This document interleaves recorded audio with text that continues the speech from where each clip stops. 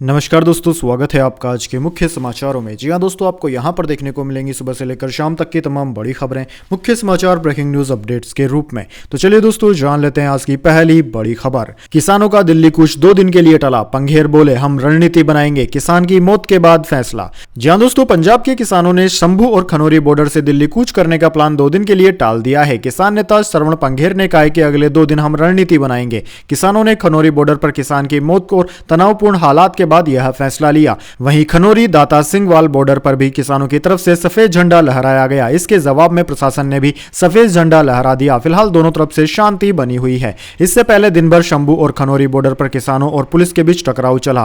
Police ने rubber bullet और आंसू गैस के गोले छोड़कर किसानों को दिन भर रोका। इधर खनौरी बॉर्डर पर एक युवा किसान की मौत हो गई। किसान पंजाब के बठिंडा का रहने वाला था। इसके अलावा 12 अन्य किसान भी घायल हैं। इनमें से 2 की हालत गंभीर है। वहीं टोहाना बॉर्डर पर तैनात एसआई विजय कुमार की तबीयत अचानक बिगड़ गई। उन्हें अस्पताल ले जाया गया, जहां डॉक्टर्स ने उन्हें मृत घोषित कर दिया। इसके बाद दोस्तों जान लेते हैं अगली खबर। आंसू गैस के गोले के जवाब में किसानों ने मिर्च पाउडर डालकर जलाई पराली, पुलिस का दावा 12 जवान घायल।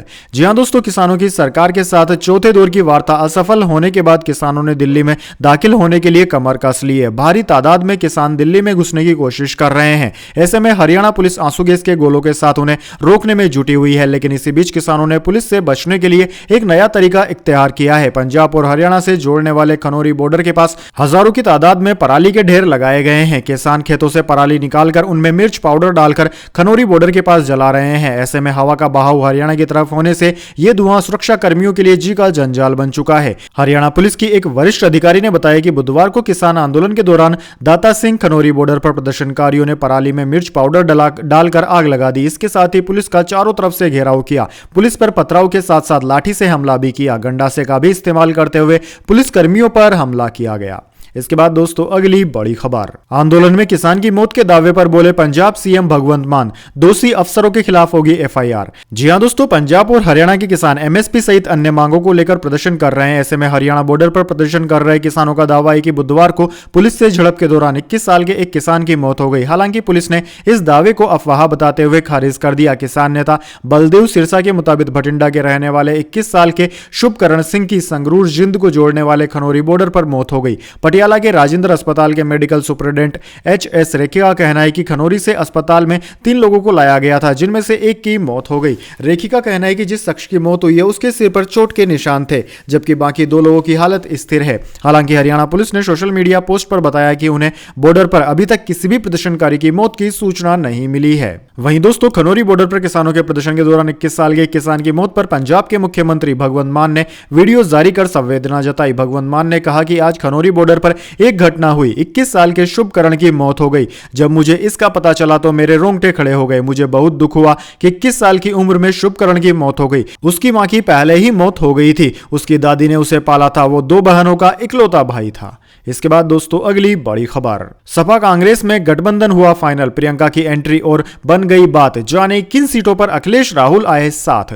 जी हां दोस्तों, लोकसभा चुनाव 2024 के लिए उत्तर प्रदेश में समाजवादी पार्टी और कांग्रेस के बीच गठबंधन तय हो गया है। यूपी के कांग्रेस प्रभारी अविनाश पांडे, कांग्रेस अध्यक्ष अजय राय, सपा के प्रदेश अध्यक्ष नरेश उत्तम पटेल और सपा के राष्ट्रीय सचिव राजेंद्र चौधरी ने एक साझा प्रेस कॉन्फ्रेंस में बुधवार को इसका ऐलान किया। गठबंधन की घोषणा के साथ ही समाजवादी पार्टी की ओर से कांग्रेस को दी गई सीटों का भी ऐलान कर दिया गया। गठबंधन के तहत रायबरेली, अमेठी, कानपुर नगर, फतेहपुर सीकरी, बांसगांव, सहारनपुर, प्रयागराज, महाराजगंज, वाराणसी, अमरोहा, झांसी, बुलंदशहर, गाजियाबाद, मथुरा, सीतापुर, बाराबंकी, देवरिया सीटें कांग्रेस के खाते में आई हैं।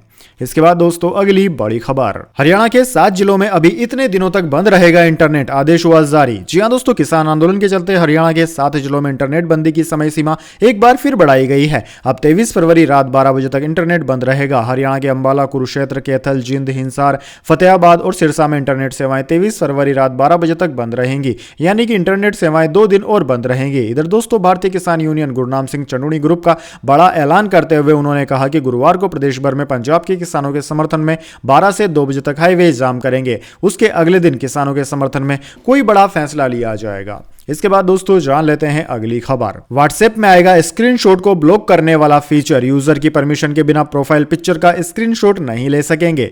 जी हां दोस्तों, मेटा का इंस्टेंट मैसेजिंग ऐप व्हाट्सएप में अब कोई भी प्रोफाइल पिक्चर का स्क्रीनशॉट नहीं ले सकेगा। इसके लिए कंपनी जल्द ही ऐप में screenshot blocking profile photo feature लेकर आने वाली है। इस फीचर में यूजर अपनी प्रोफाइल पिक्चर को ब्लॉक कर सकेगा। उससे उसकी परमिशन के बिना कोई भी प्रोफाइल पिक्चर का स्क्रीनशॉट नहीं ले पाएगा। इसके बाद दोस्तों जान लेते हैं अगली बड़ी खबर। राजस्थान के मुख्यमंत्री भजनलाल ने खत्म किया वीआईपी कल्चर। ट्रैफिक लाइट पर रुकेगा काफिला, लोगों को मिलेगी जाम से मुक्ति। जी हां दोस्तों, राजस्थान के मुख्यमंत्री भजनलाल शर्मा ने ऐतिहासिक निर्णय लेते हुए वीआईपी कल्चर को खत्म करने की दिशा में बड़ी पहल की है। उन्होंने डीजीपी को निर्देश दिए हैं कि मुख्यमंत्री भी अब आम आदमी की तरह ट्रैफिक में चलेंगे। चौराहों पर लाल बत्ती होने पर उनका भी पालन आम लोगों की तरह ही करेंगे। मुख्यमंत्री की पहल पर किए गए इस फैसले से जनता को वीआईपी के मूवमेंट के दौरान लगने वाले जाम से मुक्ति मिलेगी। पहले जाम में फंसने की वजह से गंभीर मरीजों को परेशानी होती थी। भजनलाल शर्मा की सहृदयता संवेदनशीलता से अब फैसला लिया गया है कि अब वह भी लाल बत्ती होने पर सड़क पर रुकेंगे। दोस्तों आपको बता दें, प्रधानमंत्री नरेंद्र मोदी भी वीआईपी कल्चर को खत्म करने के हिमायती रहे हैं। इसके बाद दोस्तों अगली बड़ी खबर। प्याज के एक्सपोर्ट पर बैन रहेगा जारी। 2 दिन में 40% भाव बढ़े तो केंद्र सरकार ने कंफ्यूजन दूर किया। जी हां दोस्तों, केंद्र सरकार ने साफ कर दिया है कि प्याज के एक्सपोर्ट्स पर बैन जारी रहेगा। उपभोक्ता मामलों के सचिव रोहित कुमार सिंह ने उन खबरों का खंडन किया जिसमें कहा जा रहा है कि प्याज के एक्सपोर्ट पर लगी रोक को हटा दिया गया है। प्याज के निर्यात पर बैन हटाने की झूठी खबरों के बाद देश की सबसे बड़ी थोक प्याज मंडी लासलगांव में 19 फरवरी को इसका थोक बिक्री मूल्य 40.62% बढ़कर 1800 रुपए प्रति क्विंटल हो गया, जो कि 17 फरवरी को 1280 रुपए प्रति क्विंटल था। वहीं दोस्तों सिंह ने समाचार एजेंसी पीटीआई से कहा कि प्याज के एक्सपोर्ट्स पर बैन नहीं हटाया गया, यह प्रतिबंध लागू है और स्थिति में कोई बदलाव नहीं किया गया है। कंज्यूमर्स को उचित मूल्य पर प्याज उपलब्ध कराना सरकार की सर्वोच्च प्राथमिकता है। इसके बाद दोस्तों अगली बड़ी खबर। एक और ईमानदार कोशिश हो, एसकेएम ने किसानों से की केंद्र से बातचीत का ऑफर कबूलने की अपील। जी हां दोस्तों, संयुक्त किसान मोर्चा ने दिल्ली चलो मार्च को लेकर आंदोलन और विरोध प्रदर्शन कर रहे किसान संगठनों से कहा है कि उन्हें केंद्र सरकार के साथ बातचीत के जरिए गतिरोध को सुलझाना चाहिए। 40 से अधिक किसान यूनियनों के गठबंधन संयुक्त किसान मोर्चा के नेताओं और कार्यकर्ताओं ने बुधवार को हरियाणा और उत्तर प्रदेश सहित देश के कई शहरों में अपनी मांग को लेकर भाजपा एनडीए सांसदों के निर्वाचन क्षेत्रों में विरोध प्रदर्शन किया। संयुक्त किसान मोर्चा गैर राजनीतिक के दिल्ली चलो मार्च को लेकर जारी गतिरोध के बीच संयुक्त किसान मोर्चा ने कृषि मंत्री अर्जुन मुंडा की बातचीत की नई पेशकश का समर्थन किया है। इसके बाद दोस्तों अगली बड़ी खबर। दुनिया के टॉप 10 अमीरों में शामिल हुए मुकेश अंबानी। नेटवर्थ 9.45 लाख करोड़ रुपए हुई। सनगी ब्रिन को पीछे छोड़कर हासिल किया मुकाम। जी हां दोस्तों, रिलायंस इंडस्ट्रीज के चेयरमैन मुकेश अंबानी दुनिया के टॉप 10 अमीरों की लिस्ट में शामिल हो गए हैं। फोर्ब्स की रियल टाइम मिलेनियर्स लिस्ट के अनुसार मुकेश अंबानी की नेटवर्थ अब $114 बिलियन यानी कि करीब 9.45 लाख करोड़ रुपए हो गई है। उन्होंने गूगल के को फाउंडर सर्गी ब्रिन को पीछे छोड़कर टॉप 10 में अपनी जगह बनाई। इस लिस्ट में फ्रांसीसी अरबपति और लुई विर्ता मोएट हैंसी के सीईओ बर्नार्ड अर्नाल्ड टॉप पर है। बर्नाल्ड की नेटवर्थ $222 मिलियन यानी कि करीब 18.60 लाख करोड़ रुपए है। वहीं इस लिस्ट में दूसरे नंबर पर टेस्ला के सीईओ एलन मस्क है। उनकी नेटवर्थ 16.74 लाख करोड़ रुपए है। इसके बाद दोस्तों अगली बड़ी खबर। विमेंस प्रीमियर लीग में मुंबई दिल्ली के बीच पहला मुकाबला। ट्रॉफी के साथ दिखी हरमनप्रीत और मंधाना। जी हां दोस्तों, विमेंस प्रीमियर लीग 2024 का जल्द ही आगाज होगा। इसका पहला मैच मुंबई इंडियंस और दिल्ली कैपिटल्स के बीच में खेला जाएगा। यह मुकाबला 23 फरवरी को बेंगलुरु में आयोजित होगा। इससे ठीक पहले टूर्नामेंट की 5 टीमों की कप्तान ट्रॉफी के साथ दिखी। WPL के सोशल मीडिया हैंडल पर एक वीडियो शेयर किया गया जिसमें हरमनप्रीत कौर और स्मृति मंधाना भी देखी गई। इसके बाद दोस्तों जान लेते हैं अगली खबर। ग्रीक प्रधानमंत्री बोले भारत लोकतांत्रिक ताकत का सबसे बड़ा सबूत। रायसीना डायलॉग में कहा भारत से साझेदारी यूरोप की विदेश नीति का आधार हो। जी हां दोस्तों, नई दिल्ली में आज से 9वें रायसीना डायलॉग की शुरुआत हो गई। यह सम्मेलन 23 फरवरी तक चलेगा। इस बार ग्रीस के प्रधानमंत्री किरियाकोस मित्सोटाकिस इसके चीफ गेस्ट हैं। वे 21 से 22 फरवरी को भारत के राजकीय दौरे पर भी रहेंगे। रायसीना डायलॉग 2024 की थीम चतुरंग है, यानी कि कॉन्फ्लिक्ट, संघर्ष, कंटेंट, प्रतियोगिता, कोऑपरेट, सहयोग और क्रिएट, निर्माण। चतुरंग असल में भारत में शुरू हुआ एक खेल है जिसे शतरंज और मकरक जैसे खेलों का पुराना स्वरूप कहा जाता है। इसमें 4 सेनाएं होती है जिन्हें हाथी सेना, रथ सेना, घुड़सवार और पैदल सेना कहा जाता है। इसके बाद दोस्तों जाने अगली बड़ी खबर, लेकिन उससे पहले मेरी आपसे एक छोटी सी रिक्वेस्ट है, अगर दोस्तों आपको अभी तक हमारी न्यूज़ पसंद आई है तो एक छोटा सा लाइक जरूर दे दीजिए, और अगर आपको पसंद नहीं आई है तो बेशक आप डिसलाइक भी कर सकते हैं, लेकिन दोस्तों लाइक और डिसलाइक जरूर कीजिए, क्योंकि दोस्तों यही हमारी मेहनत का फल होता है और इसी से हमें पता चलता है कि आपको हमारी वीडियोस पसंद आ रही है या नहीं। तो चलिए दोस्तों जान लेते हैं आज की अगली बड़ी खबर।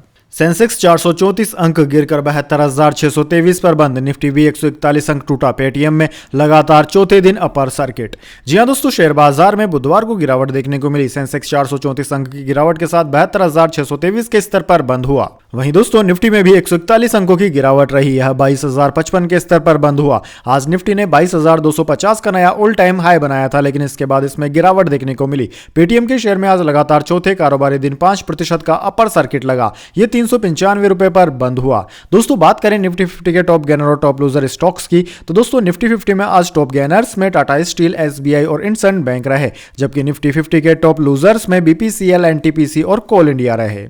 इसके बाद दोस्तों अगली बड़ी खबर, अगले महीने एआई चैटबॉट हनुमान लॉन्च करेगी रिलायंस। कॉन्फ्रेंस में दिखाया कैसे काम करता है बोट। जियो ब्रांड पर भी काम कर रही कंपनी। जी हां दोस्तों, मुकेश अंबानी की रिलायंस इंडस्ट्रीज लिमिटेड अगले महीने चैट जीपीटी के जैसा एआई चैटबॉट हनुमान लाने की तैयारी कर रही है। कंपनी इसके लिए 8 एफिलिएट यूनिवर्सिटीज के साथ मिलकर काम कर रही है, जिसे भारत जीपीटी ग्रुप नाम दिया गया है। मंगलवार को कंपनी ने एक टेक्नोलॉजी कॉन्फ्रेंस के दौरान यह एआई चैटबॉट दिखाया। प्रेजेंटेशन के दौरान दक्षिण भारत के एक मोटरसाइकिल मैकेनिक ने अपनी मूल भाषा तमिल में एआई बोट से बातचीत की, जबकि एक बैंकर ने हिंदी में टूल के साथ बातचीत की और हैदराबाद के एक डेवलपर ने कंप्यूटर कोड लिखने के लिए इसका इस्तेमाल किया। इसके बाद दोस्तों जान लेते हैं अगली खबर। 65 करोड़ रुपए हुए ट्रांसफर। इनकम टैक्स मामले में कांग्रेस ने केंद्र पर साधा निशाना। जी हां दोस्तों, कांग्रेस ने बुधवार को आरोप लगाया कि आयकर विभाग ने विभिन्न बैंकों को उसके खातों से 65 करोड़ रुपए की राशि हस्तांतरित करने के लिए कहा है, जबकि आयकर रिटर्न के संबंधित मामला अदालत के लिए विचाराधीन है। पार्टी के कोषाध्यक्ष अजय माकन ने कहा कि आयकर विभाग का यह कदम अलोकतांत्रिक है। उन्होंने एक्स पर पोस्ट किया। कल आयकर विभाग ने बैंकों को कांग्रेस, भारतीय युवा कांग्रेस और एनएसयूआई के खातों से 65 करोड़ रुपए से अधिक हस्तांतरित करने के लिए कहा है। यह सरकार की तरफ से उठाए गए चिंताजनक कदम का घोतक है। माकन के अनुसार 60.25 करोड़ रुपए की राशि कांग्रेस के खातों और 5 करोड़ रुपए युवा कांग्रेस एवं एनएसयूआई के खातों से हस्तांतरित करने के लिए कहा गया है। उन्होंने कहा कि क्या राष्ट्रीय राजनीतिक दलों के लिए आयकर देना आम बात है। इसके बाद दोस्तों अगली बड़ी खबर, मौसम समाचार। 3 राज्यों में गिरेंगे ओले, दिल्ली समेत 7 राज्यों में बारिश का अलर्ट, पर्वतों पर बर्फबारी। जान लीजिए मौसम का पूर्वानुमान।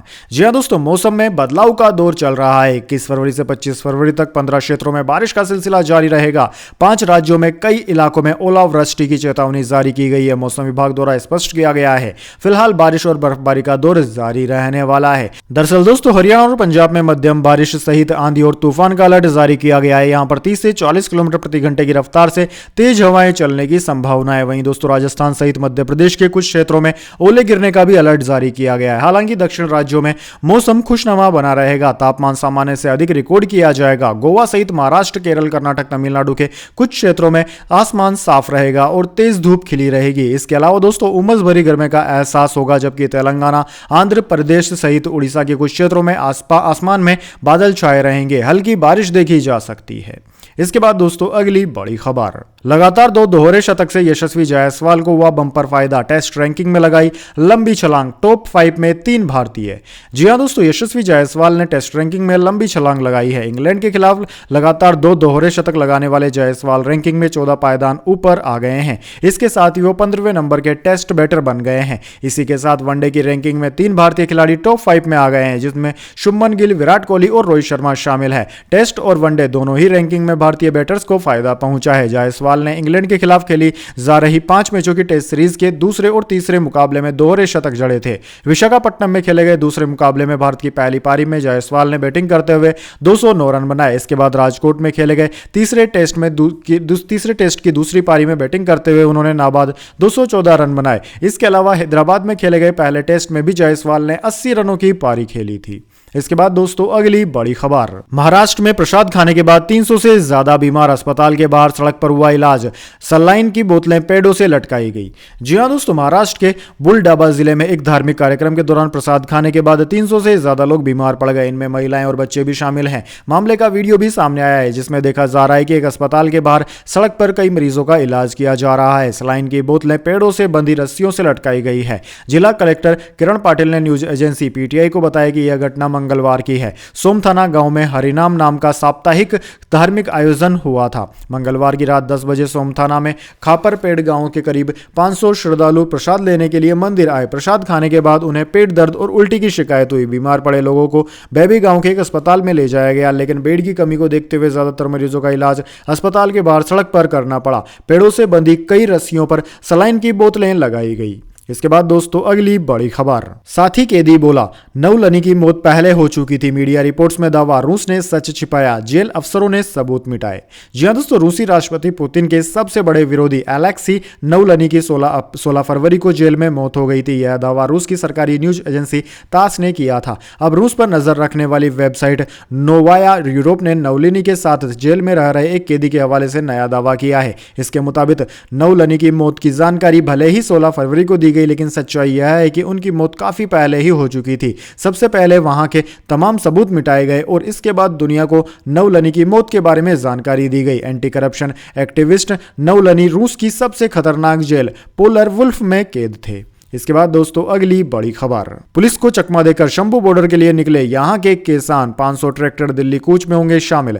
जी हां दोस्तों, पंजाब के किसान दिल्ली कूच की तैयारी में है। उधर शंभू बॉर्डर पर पहुंचने के लिए पानीपत के किसानों ने पुलिस को चकमा दे दिया। इसके बाद सैकड़ों की संख्या में किसानों के जत्थे शंभू बॉर्डर की तरफ रवाना हो गए। इस दौरान दावा किया जा रहा है कि किसान 500 ट्रक लेकर रवाना हुए हैं। पंजाब के किसानों का बुधवार को दिल्ली कूच का आह्वान था। उनके समर्थन में पानीपत के किसान भी पुलिस को चकमा देकर शंभू बॉर्डर के लिए रवाना हो गए। सैकड़ों की संख्या में किसान शंभू बॉर्डर के लिए निकले हैं। किसान भवन के प्रधान सूरजभान रावल ने कहा है कि टुकड़ियां बनाकर पानीपत किसानों के शंभू बॉर्डर के लिए निकल चुके हैं। उन्होंने कहा कि गूंगी बहारी सरकार को किसान जगाना चाहते हैं। किसानों को आराम से दिल्ली जाने दो, नहीं तो 1 घंटे में बैरिकेडिंग तोड़ देंगे। इसके बाद दोस्तों अगली बड़ी खबर, शादी के कारण सेना ने महिला नर्स की छीनी थी नौकरी, सुप्रीम कोर्ट पहुंचा मामला, अब केंद्र देगा 60 लाख का मुआवजा। जी हां दोस्तों, शादी के आधार पर एक महिला की नौकरी खत्म करना लिंग भेदभाव का बड़ा मामला था और लैंगिक पूर्वाग्रह पर आधारित कोई भी कानून संवैधानिक रूप से अस्वीकार्य है। सुप्रीम कोर्ट ने यह कहते हुए केंद्र को उस मिलिट्री नर्स को बकाया राशि के रूप में 60 लाख रुपए का भुगतान करने का आदेश दिया, जिसे उसकी शादी के बाद सेवा से हटा दिया गया था। न्यायमूर्ति संजीव खन्ना और न्यायमूर्ति दीपांकर दत्ता की पीठ ने सेलिना नोज की अपील पर आदेश पारित किया, जिन्हें 1988 में उनकी शादी के बाद सर्विस से बर्खास्त कर दिया गया था। उस समय वह लेफ्टिनेंट के पद पर थी। उन्होंने 2012 में सशस्त्र बल न्यायाधिकरण के संपर्क किया था, जिसने उनके पक्ष में फैसला सुनाया और आदेश दिया कि उन्हें बहाल किया जाए। हालांकि 2019 में केंद्र ने आदेश के खिलाफ सुप्रीम कोर्ट में अपील की थी। तो दोस्तों यह थी आज की तमाम बड़ी खबरें। इसके बाद दोस्तों बारी आती है आज के माइंड क्यूज क्वेश्चन की। जी हां दोस्तों, एक आसान से सवाल का जवाब देकर आप जीत सकते हैं एक सरप्राइज गिफ्ट हमारे यूट्यूब चैनल की ओर से। तो दोस्तों आज का सवाल आपकी स्क्रीन पर आ चुका है। भारत का सबसे अमीर आदमी कौन है? जी हां दोस्तों, अगर आप जानते हैं भारत के सबसे रिचेस्ट पर्सन का नाम, तो जल्दी से कमेंट बॉक्स में उनका नाम लिख दीजिए। अगर दोस्तों आपका जवाब होता है एकदम सही और आप चुन जाते हैं लकी विजेता के रूप में, तो आपको मिल सकता है एक सरप्राइज गिफ्ट हमारे यूट्यूब चैनल की ओर से। तो दोस्तों जल्दी से अपना उत्तर कमेंट बॉक्स में लिख दीजिए, वीडियो को लाइक कर लीजिए और चैनल को सब्सक्राइब करके बेल आइकन भी दबा लीजिए। धन्यवाद। वंदे मातरम। जय हिंद, जय भारत।